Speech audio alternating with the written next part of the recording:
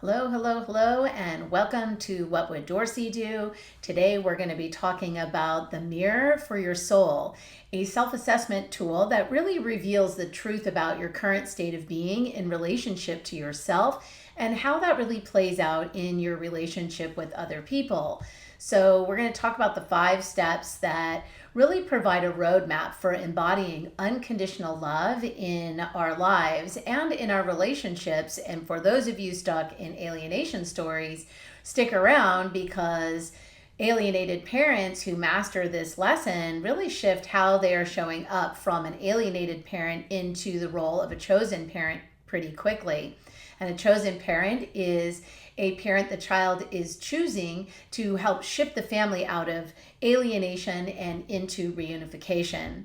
So, we're going to look at how to connect to the divine love frequency, tapping into the universal heartbeat of love that really flows through all things. And when we're connecting with that divine love frequency, this really involves tuning into the universal energy or frequency of love that really permeates everything. So, practicing techniques like meditation and mindfulness and even prayer can facilitate this connection.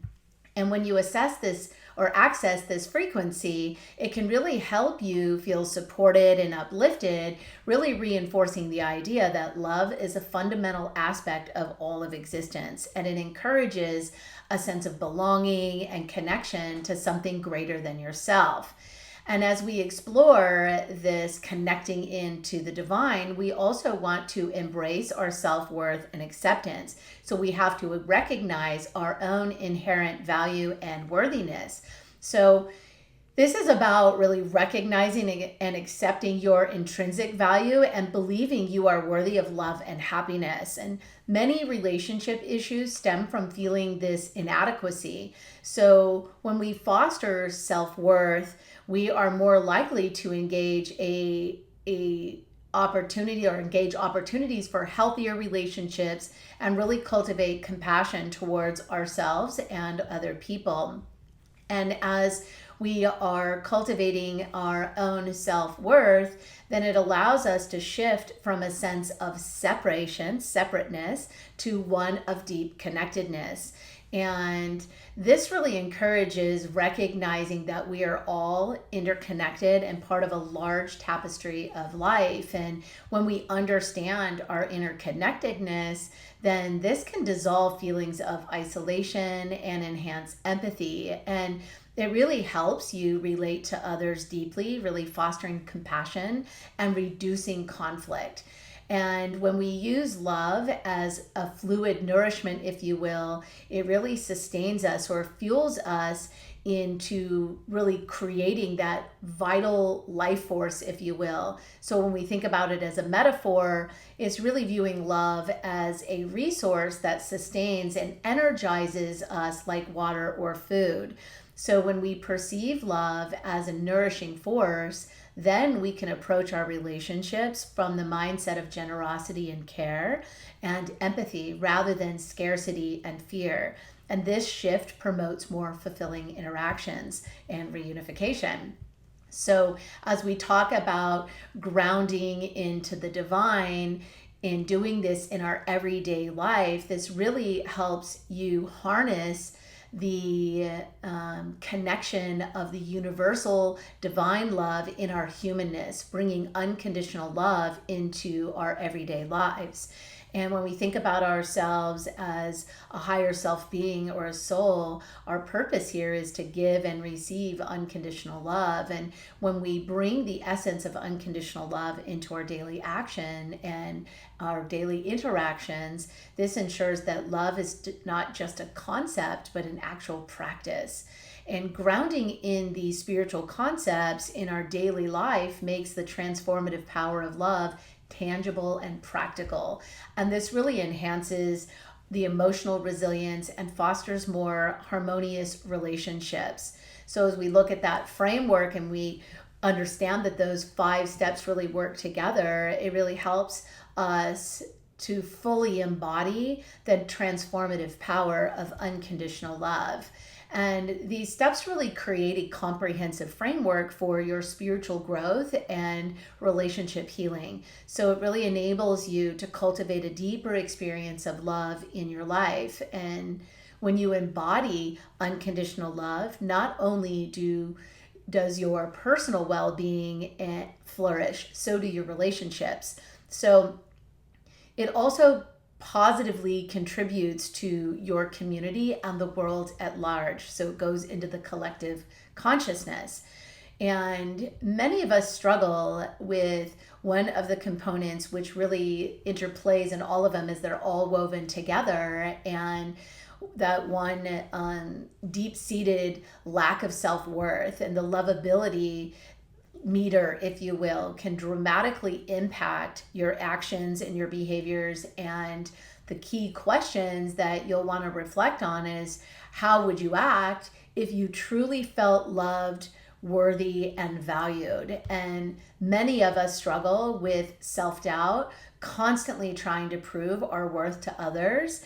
And what if we could just let go of that need and just embrace who we are? Radical acceptance. So if you felt deeply loved, would you stop overgiving or trying so hard to impress people? You might feel more comfortable setting healthier boundaries and taking care of yourself. And if you saw yourself truly as worthy, would you have the confidence to go forth and ask for a promotion at work, or show up your children's events when you're being alienated, regardless of what the other parent or even the alienated child is saying?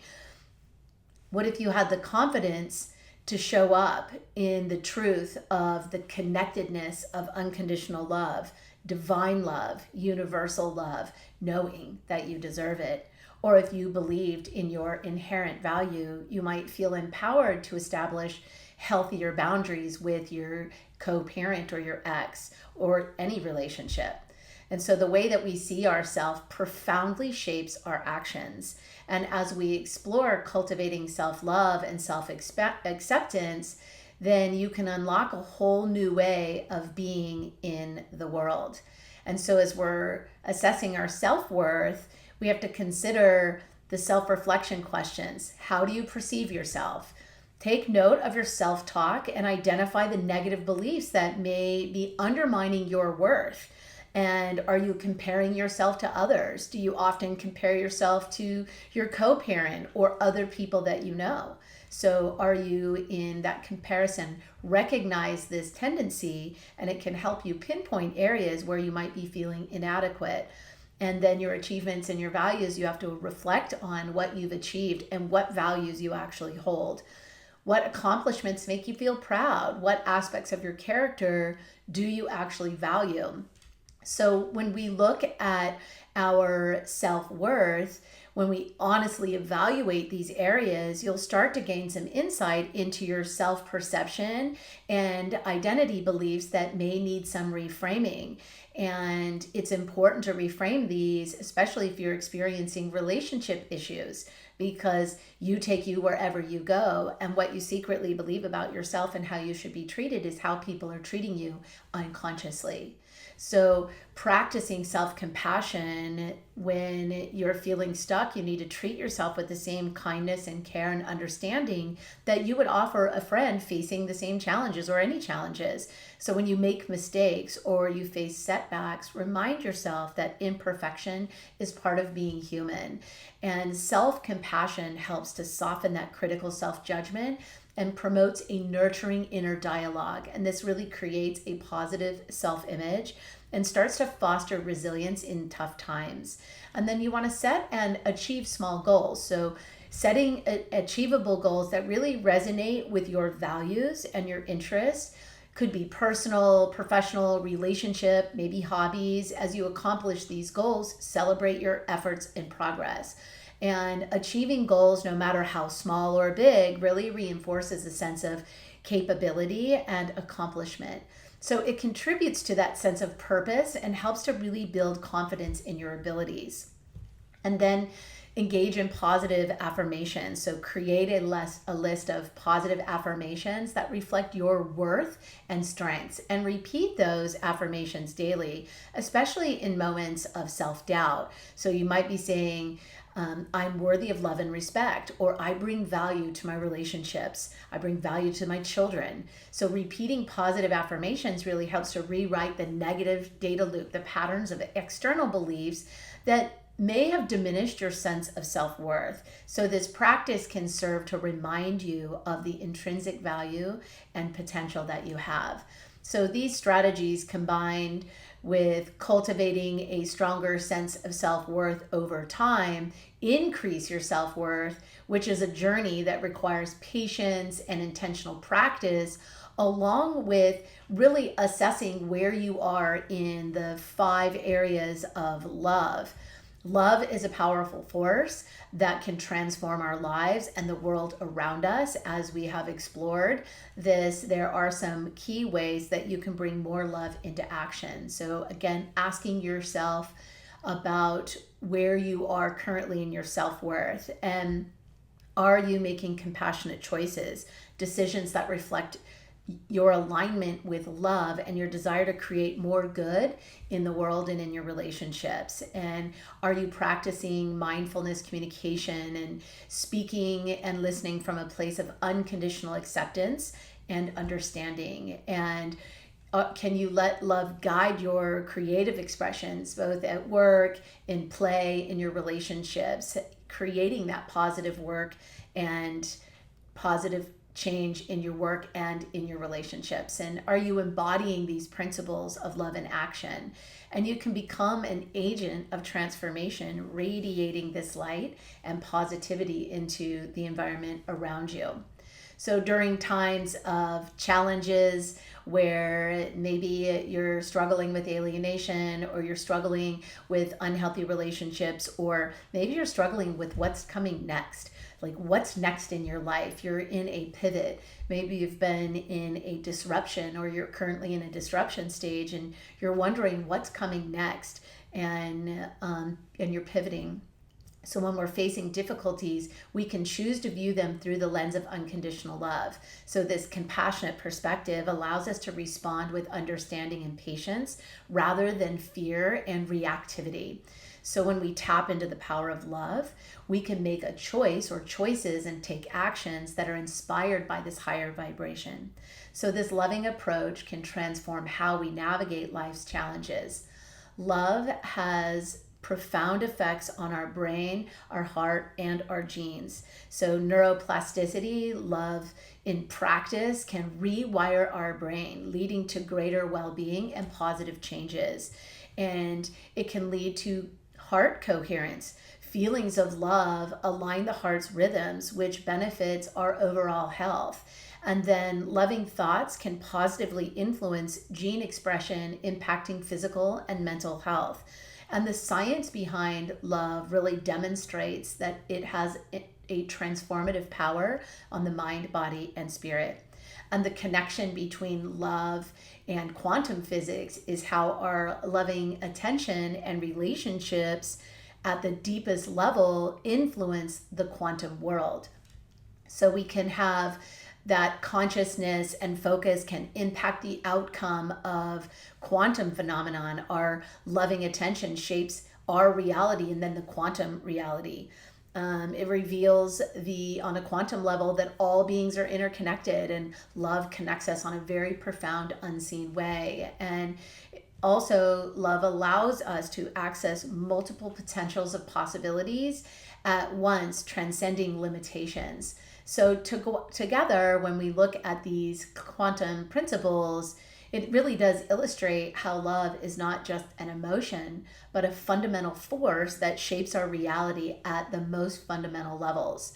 So the key stages of personal and global transformation through love, and we start by cultivating our own love practice. And this is foundational for literally everything else. And then we spread that love outward. So to your immediate circle, to your parents and your children and your spouse and whoever in your immediate circle, and then your communities. And over time, it contributes to the larger cultural shift. and changes in society. So ultimately, the goal is to elevate the collective consciousness of humanity as a whole. Each stage builds upon the previous one, creating a ripple effect of love and transformation. And as you move through the stages, you have to keep your focus on embodying and radiating love in everything that you do. So as we embark on this journey of greater awakening, it does require that self-reflection and awareness. And the process involves using assessing tools, self-assessment tools in various aspects of your emotional and relational well-being. And this can really help you gauge your process and cultivate a more fulfilling life and also more fulfilling and connected relationships. And the framework really starts with the emotional baseline. You want to start by looking inward and assessing your current emotional state. This is your baseline. So as you engage in this practice that really fosters unconditional love, like meditation or gratitude or forgiveness, then you can notice the increase in the feelings of peace and joy. And this shifts into positive growth in your emotional landscape. And then you want to pay attention to your reaction patterns and how you respond to everyday challenges. Initially, responses may be impulsive or emotional. Over time, you could cultivate inner peace by the way that you respond with greater grace and composure. Observing these changes can help you recognize your evolving capacity to handle stress and adversity. And then your energy levels. Assess your energy levels throughout the day. On a spiritual journey, it's common to experience enhanced vitality and enthusiasm. And this increase in energy not only supports your daily activities, but also invigorates your spiritual practice, making you more engaged and present. And then take stock in your relationships. Spiritual growth often leads to deeper, more authentic connections in our relationships with others. So as you cultivate love and compassion within yourself for yourself, you become more capable of fostering genuine relationships, really enriching your social interactions and your emotional ties to the people that are most important to you. So overall, the framework really serves as a guiding tool for tracking your progress, regularly assessing your emotional baseline, your reaction patterns, and your energy levels, and your relationship qualities as you are really clearly seeing the tangible benefits of the work that you're doing. And of course, doing that encourages you to continue to grow and foster a deeper understanding of your own sovereign being, your spirituality, helping you to remain motivated and aligned on your path to whatever it is that you want. So the ongoing journey of unconditional love with a winding path symbolizing the milestones of your fellow travelers along the way as you're spiraling upward. Continuing your love journey involves going on a journey of self-discovery, self-awareness, and self-assessing, and keeping up with the embodiment techniques and practices of love, of unconditional love. And it involves connecting with the supportive community of other people on the path, people who are also learning how to be the emanation of giving and receiving unconditional love and to share the journey. So I want to invite you to connect with us in the Sovereign Soul Collective, where we go deep in the lessons of what I'm sharing with you here on What Would Dorcy Do? So I'd love to have you join us. Each week we drop a lesson on how to implement what we're talking about here. So this week's lesson is about cultivating the expression and the embodiment of unconditional love. And so it's not just about understanding, it's not just about learning a lesson, it really is about embodiment for change, and everything is connected. And if you're wanting to heal and you're wanting to heal your relationships, you must do this inner work. You must walk this journey of self-discovery and walking through the levels of unconditional love for self, life, and others, and becoming the authentic, whole, sovereign being, and becoming the light, the radiating light, the magnet of bringing into you what it is that you want consciously. And this evolution of your soul can't be bypassed. So if you're wanting to reunite with your children, you must first embrace and reunite with your inner child and shift from fear to love. Higher self needs to be in charge. And if the lower self is in charge, then that's your 3-year-old self and you'll stay stuck. And so will your children. So if you want to recover your children, you must first recover the child that resides within you. So I hope you join us in the Sovereign Soul Collective, and we'll do a deep dive for the light together. So my team will put the link so you can click on it in the notes below or in the chat. And I want to thank you so much for participating today. And just remember, peace in so you can have peace out. I look forward to going deeper with you. Bye for now.